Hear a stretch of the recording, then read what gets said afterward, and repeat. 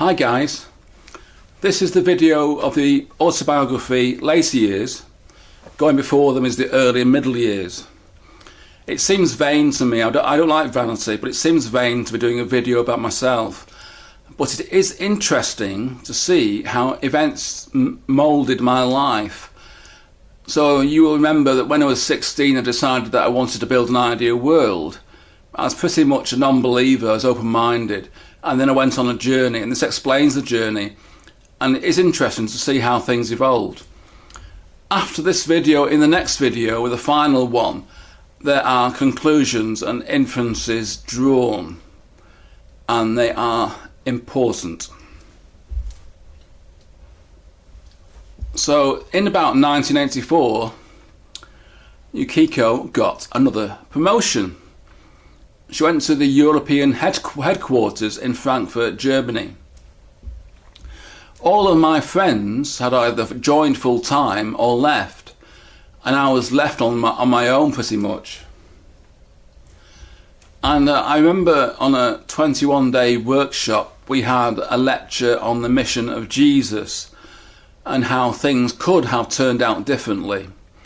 And in the evening they put on a Hollywood film about the life of Jesus, and everybody sat down to watch it. So I sat down and started to watch it. I thought, if I'm going to watch this film, I'm going to cry and bawl and cry my eyes out. Fair enough. But I thought, hang on, I could be a communist in a communist workshop studying about capitalism. I need a deeper understanding of life and of the ideas being presented.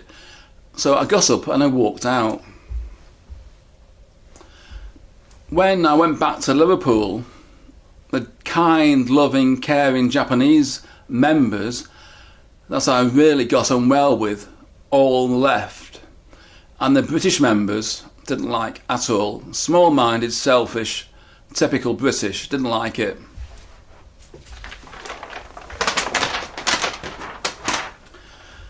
So I found myself isolated and I got scared. I thought I need to join this movement. So I went for a 21-day workshop, my second, and then I found that the atmosphere was not uplifting. You know, people, the staff in particular, not being a servant of servants, to raise the mood and uplift people and give people there a high and loving experience, compared to, say, when Mark and Yukiko were running the 7-day workshop. In that situation I felt very sad for God.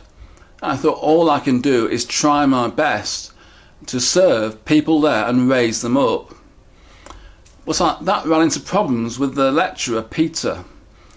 So Peter was the principal lecturer, and he was very, very deeply rooted, but he had no love at all, didn't sacrifice anything for anybody.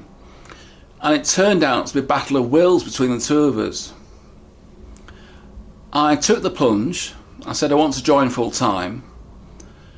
And Peter invited me to his office and confronted me. He said, "Why are you looking at me so stupidly in the lectures?" I said, "Well, I want to raise the spirit of the workshop." And he was furious. He said, "You have not understood the lectures at all. You should never leave your position." I hadn't left my position. I didn't want position. All I wanted was love to come through to the workshop in a space of freedom. He wasn't having it, and he kicked me out of the workshop there and then. So I was taken in the car all the way to Euston Station and dropped off there. It was the middle of the night.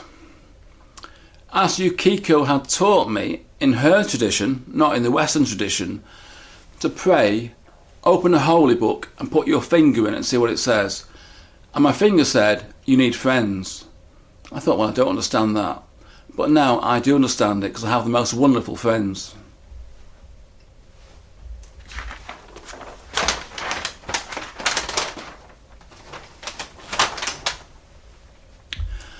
When the train arrived in Lime Street, Liverpool, I got off and immediately bumped into Jenny and Eric. So Jenny and Eric were the new leaders at the Liverpool Centre. I didn't like them at all. Jenny said, "Why are you here? You should be on the workshop." I explained I'd been kicked off. She said, "Well, come and see me tomorrow." So, upset still and struggling, I went to see her tomorrow and told her what had happened. And she said, "No, you cannot do that. You must never ever leave your position. You cannot join full time." Upsetting. So I went on to the breakwater at Waterloo, the town, and they had these big rocks there to defend the breakwater. I knelt on the rocks and I said, "God, whatever situation I'm in, I will never stop loving you."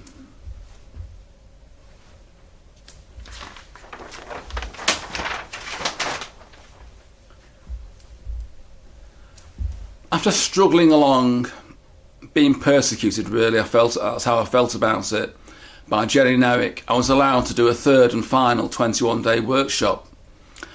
Peter again was the lead lecturer, but when I arrived he wasn't there. Again, it was depressing, and again I decided that I would serve in that situation, and it worked. The guests were happier and the staff got the idea and started to copy me, and it was all working fine. The spirit of the workshop was rising up.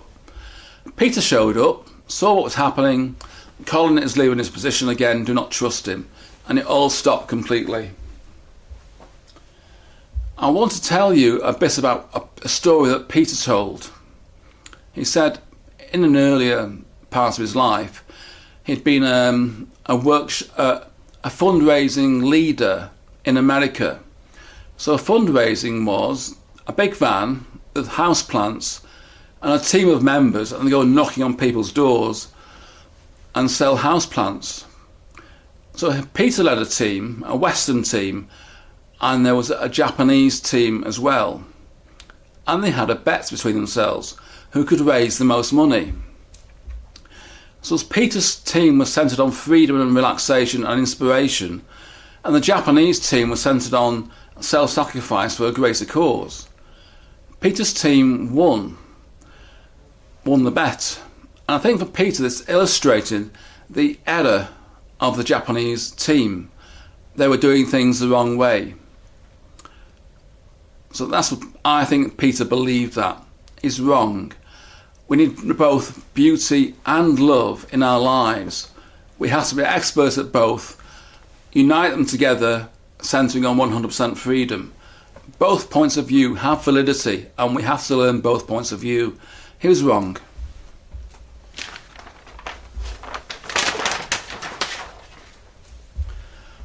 So I got in touch with Yukiko. She invited me to Frankfurt. I tried to say, "Yukiko, you're not respecting me. I have quite a deep, beautiful faith, and you're disrespecting it." At that time, I was claiming benefits, back to work benefits, but there weren't a lot of money. So Peter allowed me to fundraise for 3 weeks to raise the money to go to Frankfurt. I raised about £350. Not legal, but the excuse was it's missionary work.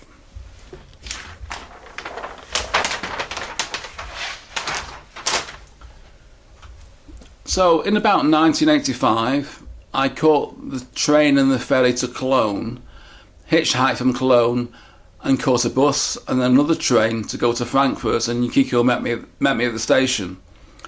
She took me directly to the headquarters, and it was interesting because quite clearly and obviously there was a lot of divine spirit there. And we sat down in a meeting. I was quite elated. That night I slept in one of the dormitories.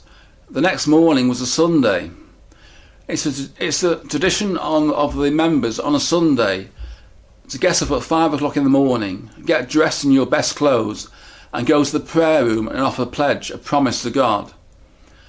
Well, I wouldn't do it because I had not decided that I really believed in this movement. So I stayed in bed and got some sleep. And the next day I was moved out to another centre, which was not anything like the other one, a small place. So, coincidentally, there was a 3-day workshop on a big farm in the countryside in Germany outside of Frankfurt. Yukiko asked President Kim if I could go. He said, yes, that's fine. And so we went.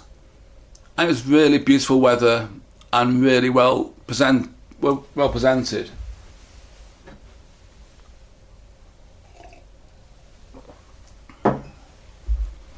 I was sat on my own, and George came and sat next to me. Now, George was based in Liverpool as one of the fundraising team leaders. And the first thing he said was, who gave you permission to come to this workshop? And immediately I sensed he wanted me kicked out there and then. This persecution going on yet again. So I said, President Kim, and he scowled off.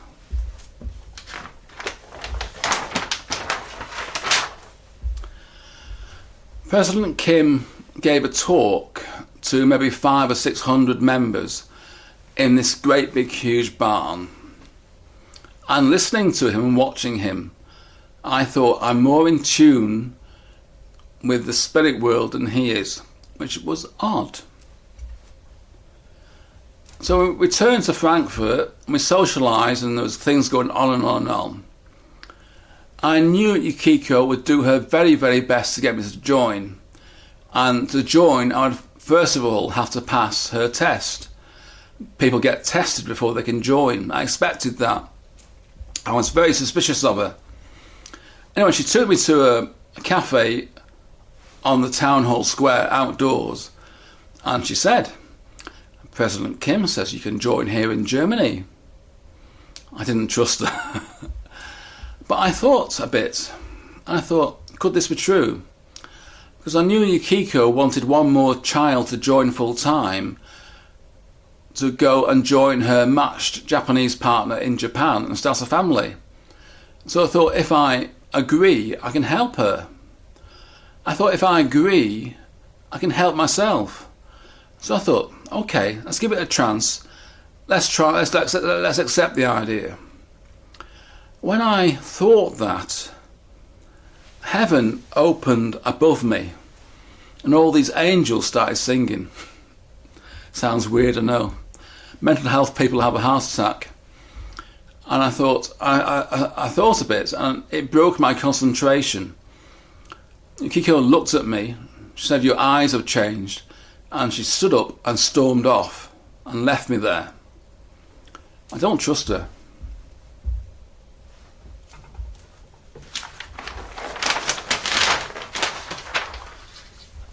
She said, you will never understand. I left Frankfurt. I hitchhiked from Frankfurt to Liverpool, fasting, and it took 3 days hitchhiking, and it took 3 days of fasting. I knew I was expected at the Liverpool Centre, but I didn't want to go there. And I had a friend, Steve, who lived in the community, who was an outside member like myself. And I went to his place and waited outside, and after 10 minutes he turned up.